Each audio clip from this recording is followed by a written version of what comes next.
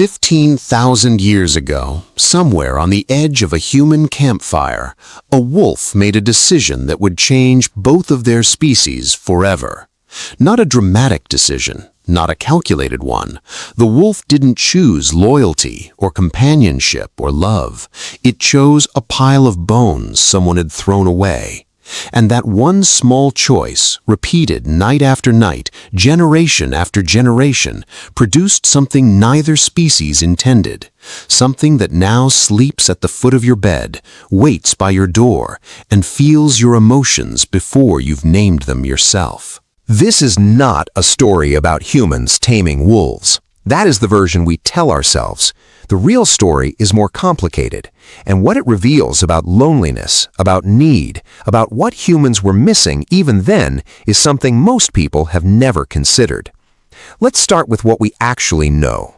In 2021, a study published in the Proceedings of the National Academy of Sciences analyzed ancient wolf genomes from across Eurasia. The researchers, a team led by evolutionary biologist Anders Bergstrom, sequenced the DNA of 72 ancient wolves spanning 100,000 years. What they found rewrote the timeline. Dogs were domesticated not once, but potentially from a single wolf population, most likely in Siberia or Central Asia, sometime between 20,000 and 40,000 years ago. 20 to 40,000 years ago, before agriculture, before cities, before writing, before almost everything we consider civilization. The first dogs existed before humans had invented farming. They were there in the dark, by the fire, when we had nothing except the fire itself. But here is what the genome study couldn't answer, and it's the question that actually matters. Why?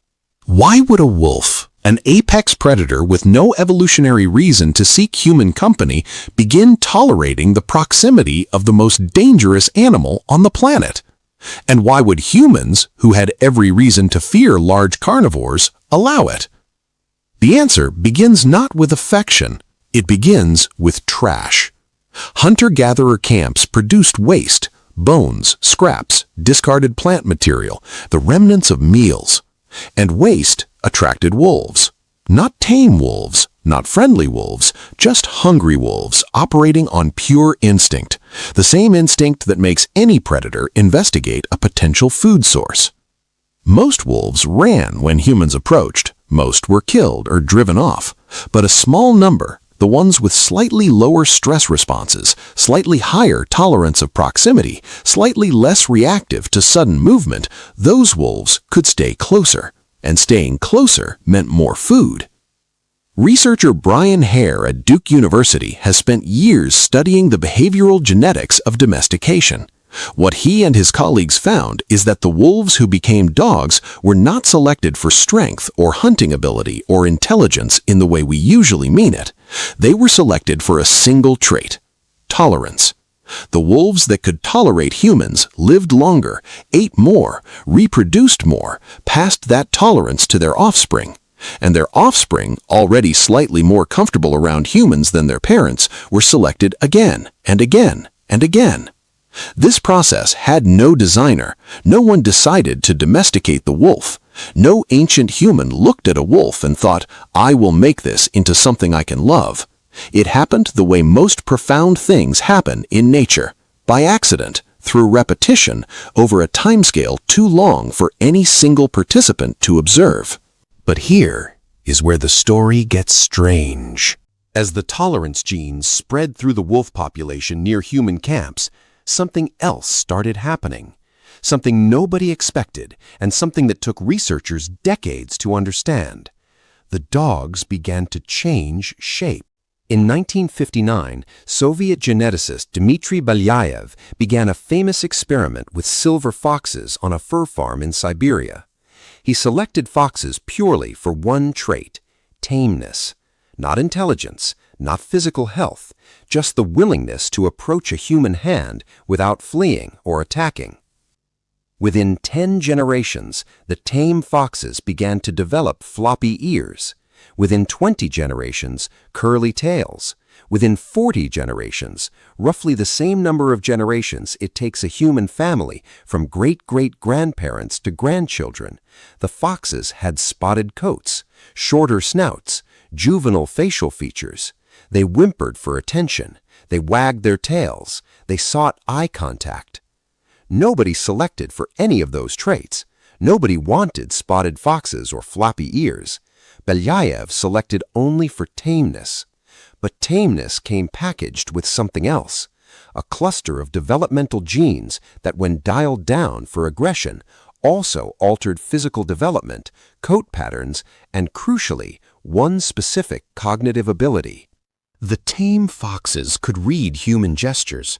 A wild fox, shown a human pointing at a hidden food source, ignores the gesture entirely. The gesture means nothing to them. But the tame foxes, the ones selected only for calmness around humans, could follow the point, could read the human hand and understand it as communication directed at them.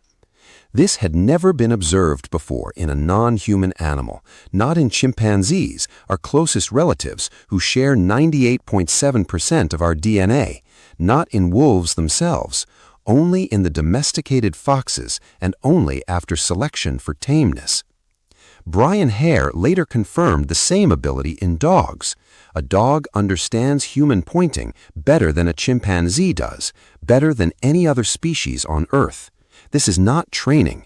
Puppies who have never been taught anything can follow a human point on their first attempt. Dogs were not taught to understand humans. They evolved to understand humans. The selection pressure of living near human camps, eating human food, tolerating human presence, over thousands of years, it built into the dog's nervous system a specific attunement to human communication that no amount of training could replicate in any other species. The wolf came for the garbage. It stayed because tolerance was rewarded, and somewhere along the way, without anyone planning it, it became the one non-human animal on Earth that is neurologically wired to understand what you are feeling and what you want. Think about what this means. You did not create the dog. The dog created itself in the space between your fire and the dark outside.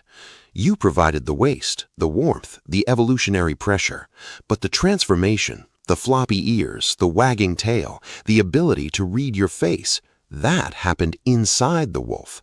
That was the wolf becoming something new in response to you.